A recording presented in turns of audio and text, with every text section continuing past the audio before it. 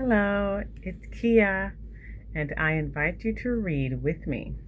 Today I am reading from the New York Times subscription that I have. I subscribe to the New York Times because for me, it is the best, my most trusted news source. It is the only news that I trust completely is the New York Times paper.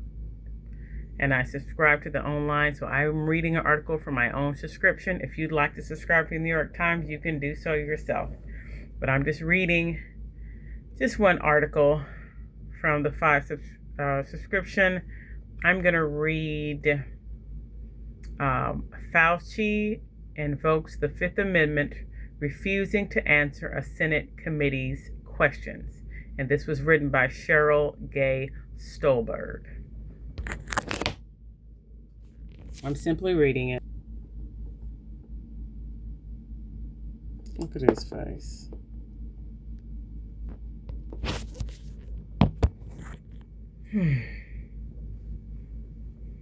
I'm exhausted for Mr. Fauci.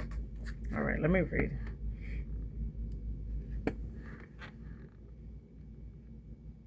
Dr. Anthony S. Fauci refused on Wednesday to answer questions from a Senate committee investigating the origins of COVID-19, accusing the panel's chairman of having an unhinged obsession with me before invoking his constitutional right under the Fifth Amendment not to incriminate himself.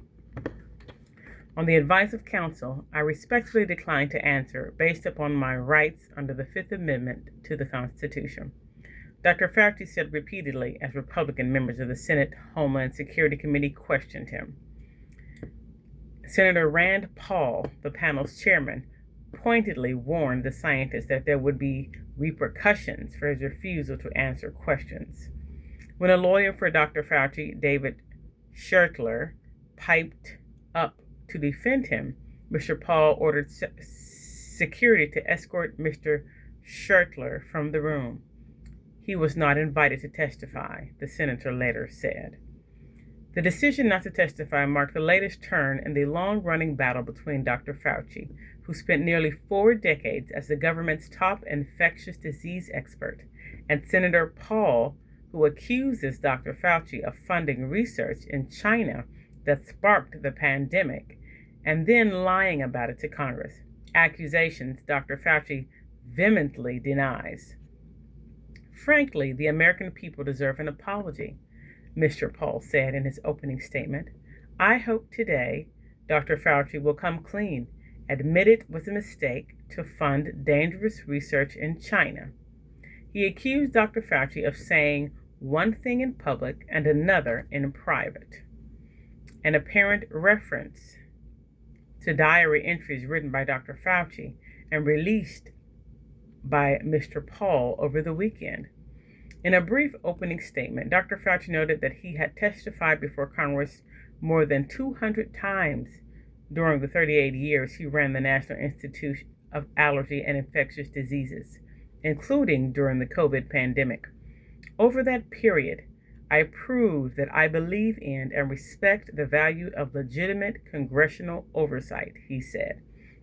However, Dr. Fauci added, given Senator Paul's obvious obsession with calling for my prosecution, his repeated slanderous comments about me, and recently his publicly releasing my unredacted personal diary aimed at embarrassing and intimidating me, the only conclusion I can reach is that the sole reason he is calling me before this committee is to get me to say something that could vindicate his repeated public pledges that I end up, in his words, behind bars.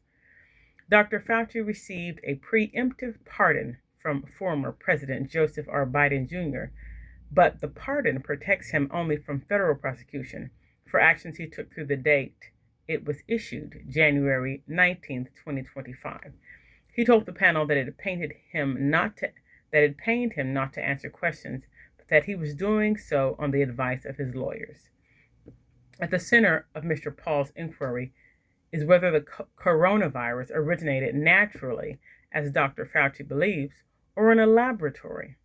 Mr. Paul insists that the National Institute of Allergy and Infectious Diseases, which Dr. Fauci ran from 1984 until his retirement at the end of 22, funded dangerous research in China that spun out of control and essentially created the virus that led to the pandemic.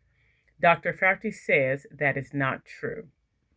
That research, called gain of function, involves tinkering with the genetic makeup of viruses so that scientists can better understand how they evolve and use that information to prevent pandemics. On Tuesday, President Trump announced fresh restrictions on such work.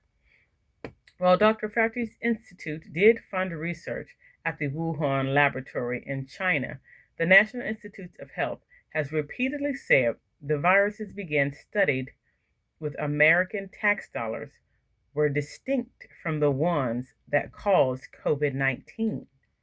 But Mr. Paul asserted that the Dr. Fauci had stuck to a narrow definition of gain of function research that did not capture the risks of work his institute had funded in Wuhan. The American people weren't asking for a semantics debate over what is gain of function, the senator said. They were asking for common sense over whether this research was dangerous in Wuhan. The top Democrat on the panel, Senator Gary Peters of Michigan, accused Mr. Paul of waging a politically motivated inquiry to basically legitimize a predetermined conclusion that was reached years ago. Dr. Fauci and Mr. Paul have been tangling with each other for years. In 2021, when the senator accused Dr. Fauci of lying while testifying before the Senate, Dr. Fauci replied, "If anybody is lying here, Senator, it is you." Mr. Schertler,